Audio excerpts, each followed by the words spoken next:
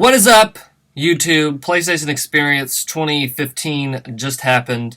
Well, maybe not just happened, but making a video about it, talking about what I feel, what they announced. Let's get some discussion going. They came out right out of the gate with Uncharted 4 footage, which I try not to watch because that game is coming out in March, and I feel like I've already seen enough from the first trailer and stuff that I'm ready for that. Just give that to me. Like I love the Uncharted series. It looks gorgeous. We already know that. So I kind of muted that and just let it play because I'm already ready. But that's cool that they had it. Not saying anything bad about it opening the show with that, but there you go. Just reading these off of so I don't get lost here. Behind the scenes work here. Final Fantasy VII Remake footage. Daggone. Man, there's going to be two camps here. There was a crowd of people going like, hey, we need to, and they need to keep the turn-based. I liked the turn-based. Final Fantasy VII is a great game. I love that game. There's no doubt about that. I feel like I'm past turn-based stuff. But if you are of the crowd that still loves those games, I think Square Enix and others, not just Square Enix or whatever, but specifically with Square Enix games, Bravely Default kind of, I think, fills that void of like these old style turn-based RPGs. Play Bravely Default. I think a lot of people love that old school feel of it. I think that's the kind of future of that kind of stuff. They're passing that on to another thing.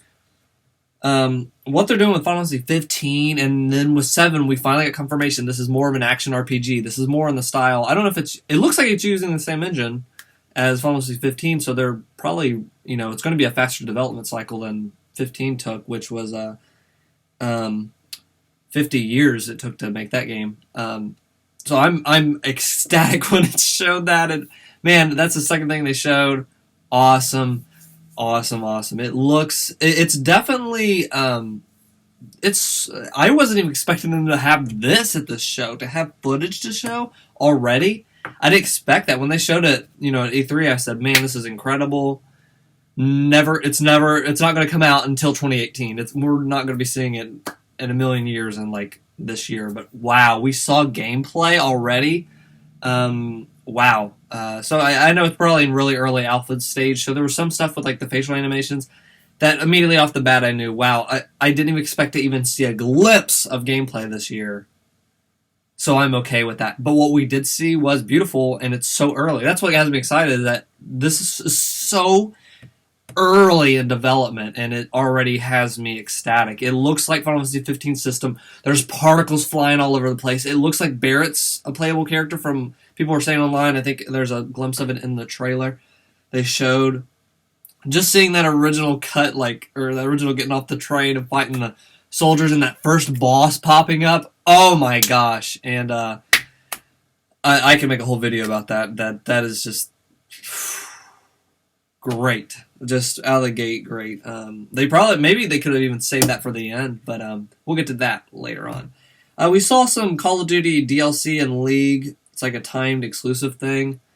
I don't care about that, but it's cool. They're doing kind of something with kind of creating their own organization, I guess, with multiplayer. I don't know what you would call it, like a league. It is a league for Call of Duty stuff, but I'm not interested in that. Nothing against Call of Duty. I think those are great games, just not interesting to me. But cool that they did that, I guess. I don't know. Maybe people in the community would disagree. I don't know. Why would you? Not like something cool. I don't know. Battlefront montage. Battlefront I don't care for. Kind of just looked like, hey, look at this game again. That was weird. That almost felt like an advertisement in the middle of the game, but whatever. Battleborn exclusive character. Didn't play Battleborn, but pretty cool. Am I reading this right? I don't know. Street Fighter 5 post-launch characters. Really cool. I thought that cracked me up. I'm not a Street Fighter fan at all, but I liked watching that guy on stage, and I thought it was a really kooky, weird presentation.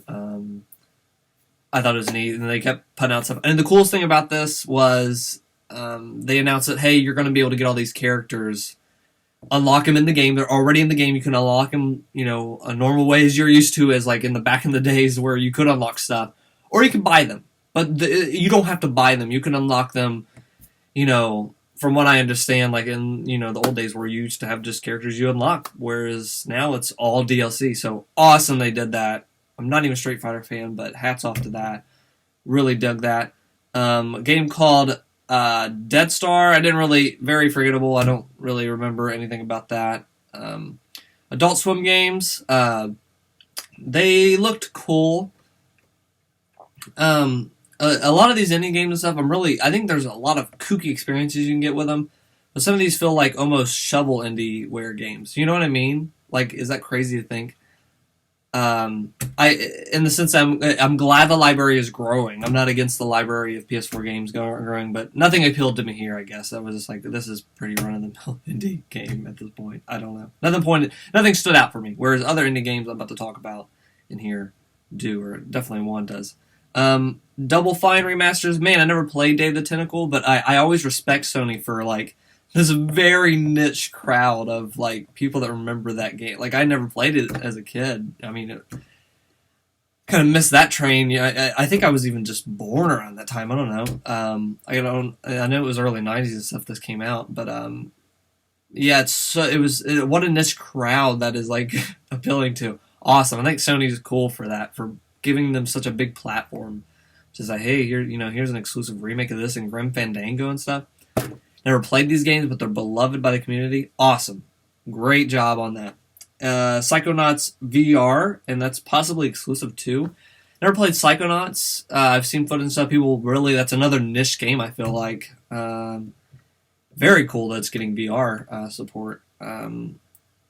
There was an Invisible Ink game. I don't remember that. Sorry, if I don't know about it, I'm not gonna bullcrap you. I'm just gonna tell you I don't remember it. It didn't really stick with me. Don't Starve Together co-op. Kind of Don't Starve. I played Don't Starve. I'm not really into roguelikes, but it was fun what I played. But it's not my type of game. But I guess that's already out on PC. But I'm kind of a fan of Sony kind of portraying these games that are already on other consoles, because it's letting people know, hey, these games are being ported. They are on the PlayStation system now, so I don't have a problem. They're definitely not the highlight. I'm not like sitting there clapping, excited about these ports being whatever. I'm not ecstatic at those points as I was of Final Fantasy VII footage, but it's there. I'm glad they're giving a platform for that part of the show. Yeah, I'm not hooting and hollering, but it's good that that's there and that information is being shared on the big, huge stage. The next thing, Zodiac Orkanasan Odyssey. I guess it's already on iOS, and people were okay with it. So there's that. Brawlhalla, which they showed a logo. I remember this. They just showed a logo. I don't think they showed footage. Correct me if I'm wrong. It's already out on PC, another port thing or whatever. Pretty cool. Again, it's already on there. Yakuza 5 PS3. I know that's another series I'm not familiar with, but I know it's a big deal. I know when I hear big deals, and that one was pretty cool that they're bringing out the PS3. And then Yakuza 0 on PS4. That looked great. That looked pretty fun. I've never played these games, but they have a big following. The Last Blade 2, I do not remember. The King of Fighters 14, what's exclusive, which that's another game I am aware of. I know the community is very... I don't know if you would say niche. It's pretty big. It's pretty large following. Pretty cool. They're getting exclusive on that, and I heard the big crowd reaction. I was like, I know they're pretty stoked for that. So also another cool one. Doesn't interest me personally, but awesome. I'm always glad. I know not everything's going to appeal to everybody, but get excited for your fellow game player. The next thing kind of threw me off. It seems like from a Koei. Is that how you say it? Developed game. I could be really wrong on that. I think they make the Dynasty Warriors series, but they're making an exclusive game called Neo. I think that's some like Japanese demon thing or whatever. I know that name from, but it really shocked me. That was out of nowhere. That looked great. It's a hack and slash looking thing, but the art style is really cool. It's really just, I can't even describe how like rugged and like It almost looked like an oil painting at certain parts, but very realistic mixed in. I can't describe it. Awesome, looked cool. Show me more of that. Bastion being ported and the Bit Trip. I thought these were cool. And I think they're giving them away to the people that went to the show. Awesome. I think that's neat. Brutal. I don't remember. MLB The Show. I'm not a baseball guy. As I wear my baseball tee, I'm not a baseball guy. I'm a poser, I guess, then.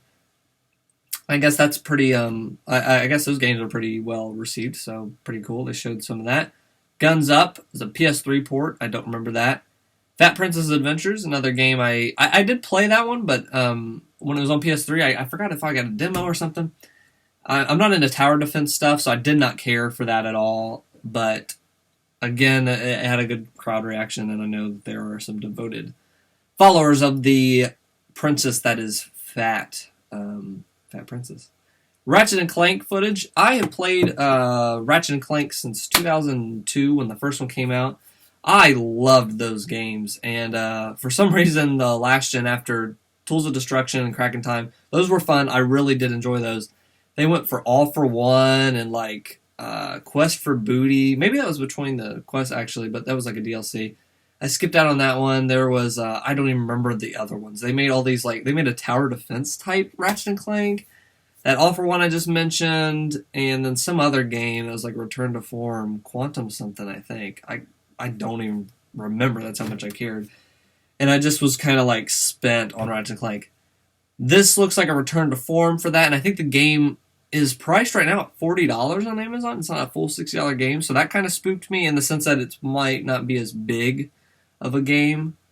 Or maybe they're like fitting footage from the movie in there, that's why they made it 40 because the cutscenes were already like part of the movie deal. I don't know. And they also announced with that movie that it's going to be released earlier on PSN than in theaters. I thought that was pretty cool. I'm not sure how that movie's going to turn out. Hopefully good. I think animated stuff could work better than real live action movies that studios keep making. I can't understand. None of them work out because I think video games, just keep it a video game. If you try to make it a movie, you're taking the heart and soul of what makes that media. I don't know. That's a different subject. It looks great. I think all we've seen of that Ratchet and Clank game looks gorgeous. So, yeah, that's looking pretty great, and as a longtime fan, I'll be interested to pick that up. I'm not like ecstatic for that series. I feel like I got my fill again from all I've played, but I think that would be cool to jump back into a new Ratchet and Clank. I don't know. I'm game for it, especially at that $40 price point. I don't think there's much to lose.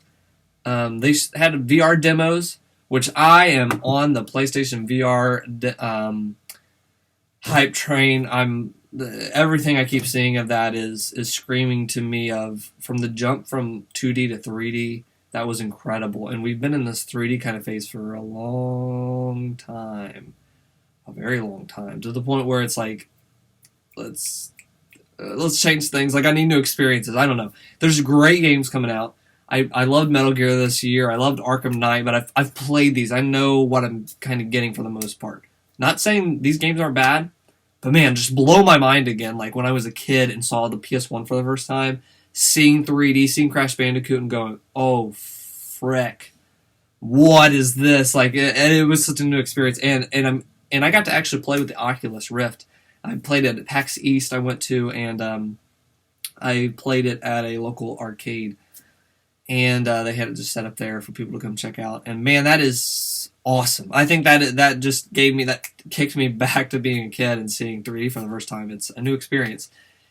And I think they're doing a great job. I think that PlayStation VR, they're doing it right. I think they're saying like, hey, devs, aim for 96 frames per second, which, from people, what people are saying is like, you need as much frame rate or whatever to make this work. They got to work out all these kinks with like making sure it doesn't make people motion sick. Like too many people, there's going to be people that are motion sick to any game, you know what I mean? But this is kind of, they're trying to make it more playable to everyone. And I think the PSVR is what I'm most excited about over top of Oculus even.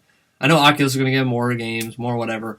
But I think PlayStation is really narrowing down in their hardware on what makes VR great. And I think the controls, the PlayStation Move stuff, I'm down for that. Give me a release date, give me a price, and let me choose whatever, because they showed that zombie game or that zombie taxi game. I think that looks fun. That reminds me of Goat Simulator in the sense that Goat Simulator was very unpolished, very glitchy, but hilarious. Like it's just madness, and you're throwing stuff around. Nothing works perfect. It's just physics-based madness, and that's what that looked like, was madness. I know it's going to be probably glitchy and stuff. Please, like, that's fun. Like, that's a playground. Like, that's, I don't know, and to put on VR and to be in this, like, glitchy playground or physics-based people flying around, I'm game for that. I think that's fun. I'm ready for new experiences and wacky. Like they said on stage, like Adam Boyes was up there saying, it makes for wacky experiences, so I'm ready for wacky. Let's go on it. Rez was shown in that. I've never played Rez. I know the niche crowd. Another niche game that Sony's like really putting up on their stage. Looked great. I think Microsoft, you know what, to be fair, I'm going to throw a bone to Microsoft. Microsoft did like some spiritual sequel to Rez a couple years back on E3, if I can remember. I don't remember the game's name. But they do show indie stuff too, but I'm not totally hating on Microsoft. I don't have an Xbox One, but I'm going to throw a bone there. So yeah, that looked great. That looked like you put that on, you're going to go on a freaking acid trip. So looked pretty cool. I'm not a big Rez fan. Again, another thing, but I respect the community. I know that there's a big following of that. Eagle Flight VR, made by Ubisoft, so they're going to mess it up somehow. Just kidding.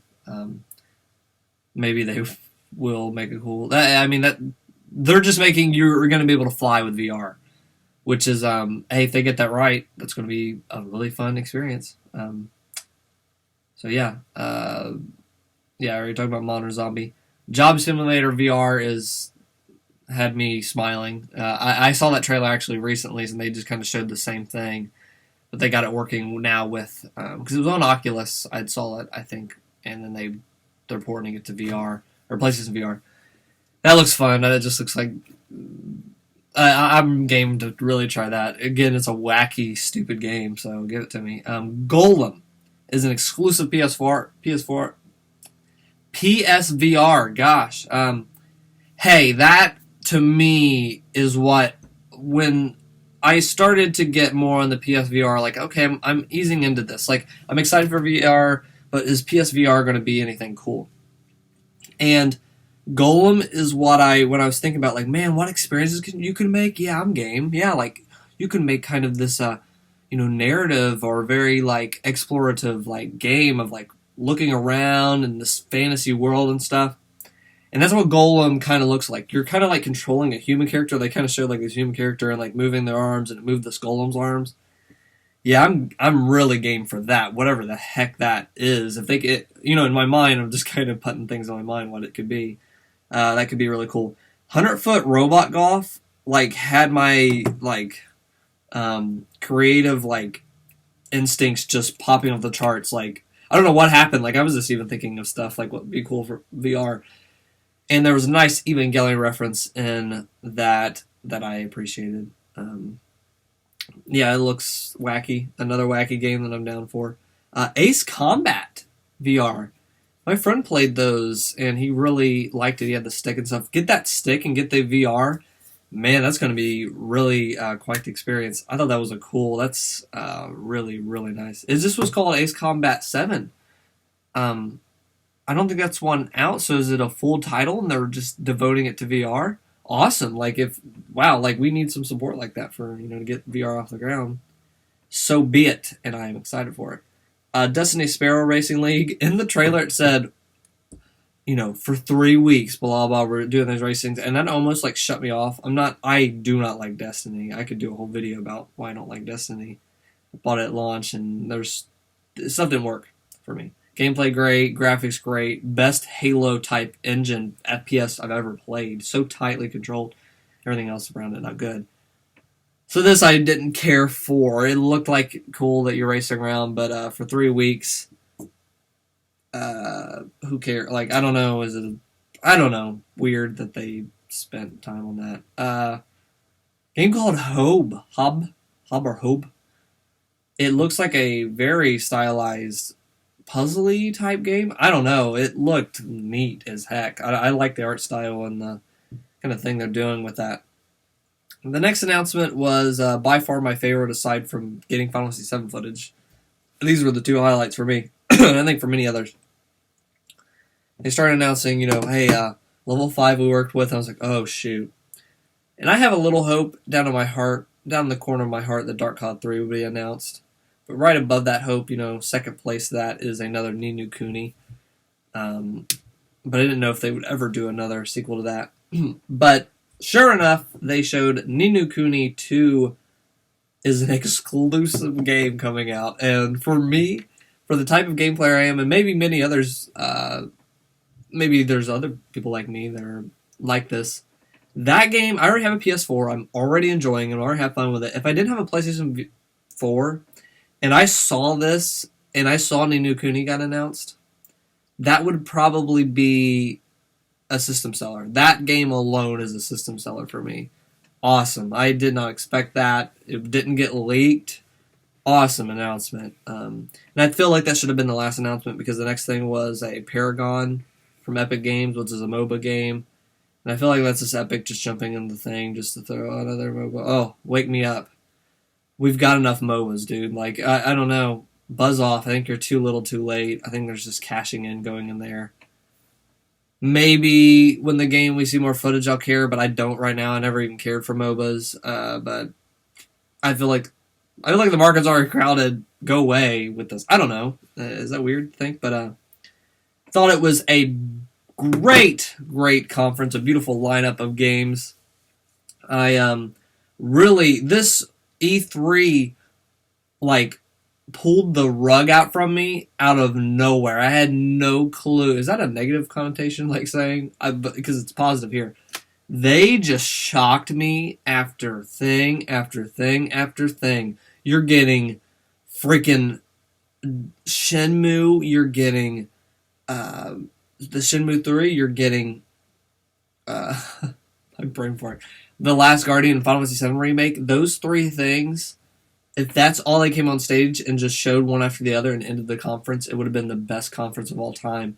But they showed Horizon. They just kept hitting you with big, giant, cool games along with those three big ones.